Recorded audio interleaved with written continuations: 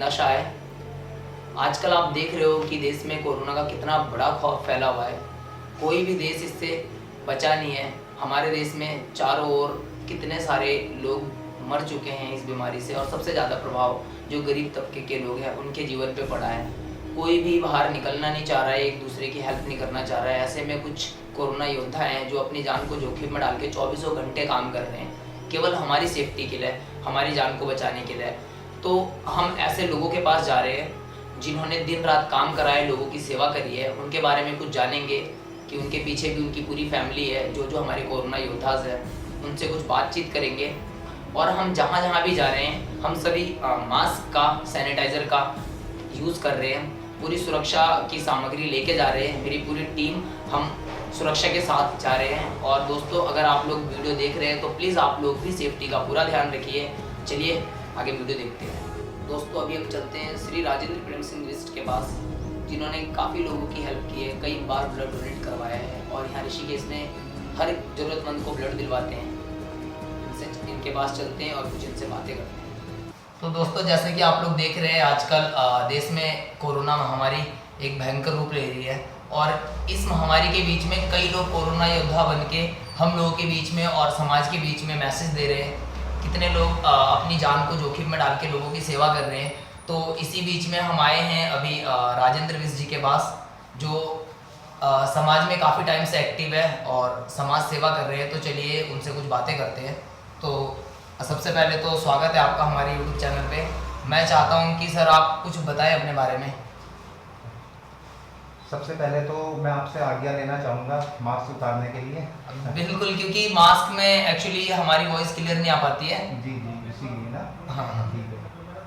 सबसे पहले तो मैं अपना परिचय देता हूँ आपको। मेरा नाम राजेंद्र सिंह बिष्ट है। मैं ऋषिकेश शहर का रहने वाला हूँ और मैं पिछले 16-17 सालों से ऋषिकेश में समाज सेवा में अपनी तरफ से अपना योगदान देने का पूरा प्रयास करता हूँ। तो आप अकेले काम करते हैं, आपकी टीम है आपके साथ?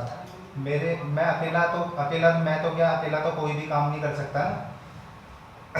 ये मेरे साथ मेरी बहुत बड़ी टीम है। मेरे छोटे भाई, बड़े भाई, मतलब जो मेरे दोस्त हैं, मैं उन्हें दोस्त नहीं, मैं उन्हें अपना भाई मानता हूँ। मेरे छोटे भाई, बड़े भाई और बहुत से हमारे जो मेरे गार्जियन जैसे हैं, मेरे पिताजी के मित्र हैं, मेरे चाचा जी हैं, बहुत बड़ी टीम है हमारी।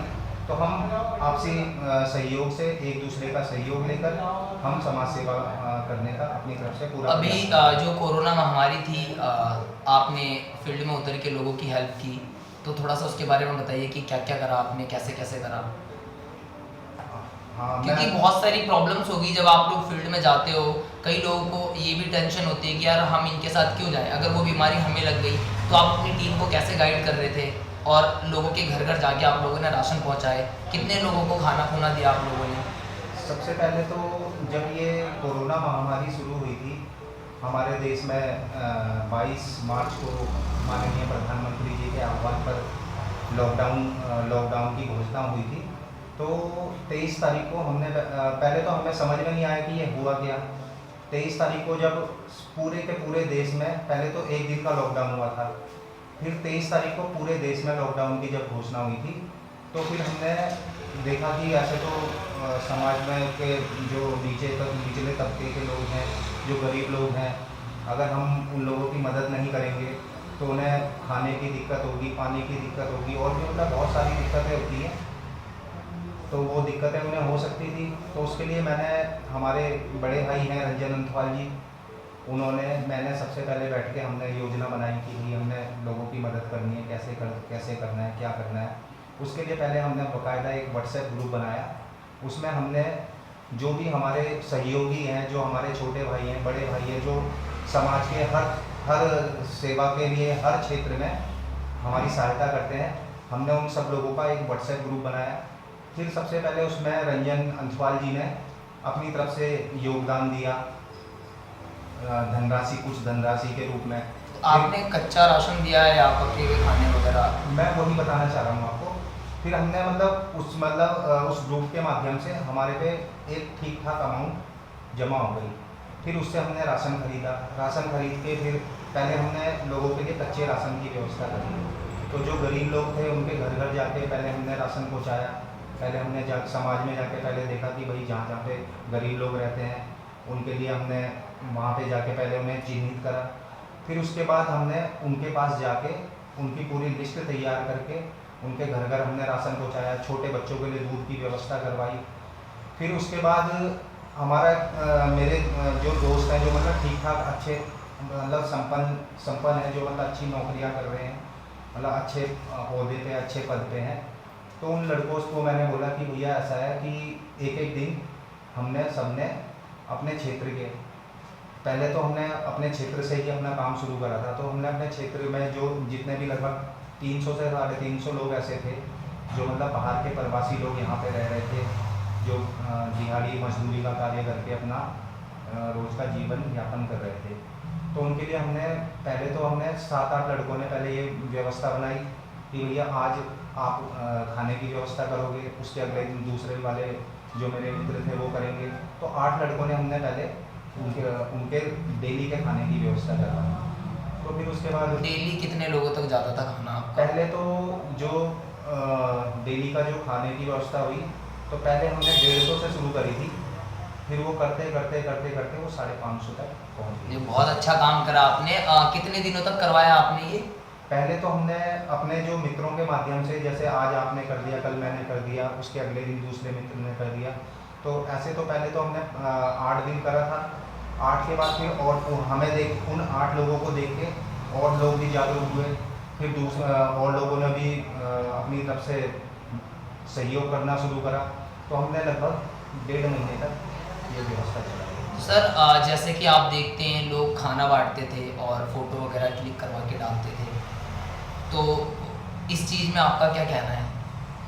क्योंकि उसमें तो ये है ना कि जो मध्यम वर्ग के लोग हैं वो हिचकिचा जाते हैं, क्योंकि लोअर फैमिली के तो लोग ले लेंगे, लेकिन जो मिडिल क्लास वाले हैं उन्हें ज़रूरत होने के बावजूद भी उन्हें पता है कि अगर वहाँ पे कोई शो ऑफ कर रहा है तो नहीं जाते हैं। नहीं, कई बार देखो ऐसा है ना, जब कोई आप समाज सेवा के क्षेत्र में उतरे हो, ठीक है, आप अगर फ़ोटो नहीं लोगे तो आप किसी दूसरे को कैसे जागरूक करोगे? तो एक फ़ोटो लेना भी ठीक होता है अपनी जगह पे, मगर जैसे मध्यम वर्ग के लोग हैं वो अगर इन चीज़ों से अगर हिचकिचा रहे हैं तो हमने उनका भी चिन्हीकरण करा, जो हमारे पास नहीं आना चाह रहे थे कि भैया कि वहाँ पे फ़ोटो खींचेगी, ऐसा होगा वैसा होगा। वैसे तो हमने फ़ोटो नहीं खींची किसी की भी, मगर फिर भी जो लोग हमारे पास नहीं आ रहे थे तो हमने उनके घर घर जाके उनके राशन पहुँचाने की व्यवस्था की। राशन तो क्या, जो भी व्यवस्था हो सकती थी, दूध हो सकता था, दूध की व्यवस्था हमने करी, राशन की व्यवस्था हमने करी, और भी हमसे जो भी हो सकता था। कई लोगों को, कई प्रवासी लोग जो बाहर जा रहे थे यहाँ से, कई लोगों के पास पैसे की व्यवस्था नहीं थी, तो अब वो जो लोग हमारे क्षेत्र में रह रहे हैं तो वो हमारे भाई हैं, चाहे हमसे उम्र में बड़े हैं तो हमारे बड़े भाई हैं, हमसे उम्र में छोटे हैं तो वो हमारे छोटे भाई हैं। तो ये आपने केवल अपने क्षेत्र में कराया, पूरे शहर में ही करवाया था ये? पहले तो हमने अपने क्षेत्र में करा था, फिर जब लोगों को पता चला कि राजू भाई मदद कर रहा है कुछ, तो फिर मुझे फ़ोन आने शुरू हुए कि भाई यहाँ पे भी है, यहाँ पे भी है, यहाँ पे भी है। तो जहाँ जहाँ भी हमें पता चलता रहा हम वहाँ पे मदद और करते एक थे। आप ब्लड वगैरह भी दिलवाते हो, हमारे सुनने में आया था। जी जी जी। तो ब्लड, उसके बारे में जी थोड़ा मैं सा। उसके बारे में थोड़ा सा बताऊंगा आपको। मैं अभी जब लॉकडाउन लगा था तो 25 मार्च को मेरे किसी परिचित का फ़ोन आया था कि किसी को ब्लड की आवश्यकता है गवर्नमेंट हॉस्पिटल किसी केस में। तो मैं वहाँ पर उन्हें ब्लड उपलब्ध कराने के लिए मैं वहाँ पर गया था अपने किसी छोटे भाई को लेकर के। जितेंद्र कुमार एक छोटा भाई है मेरा, मैं उसे लेके गया था, हमारे मोहल्ले का ही बच्चा है, तो मैं उसे लेके गया था। तो ब्लड बैंक में हमने उनके लिए, जब हमारे मोहल्ले के ही वो हमारे अंकल थे, उनके लिए हमने ब्लड डोनेट करवाया।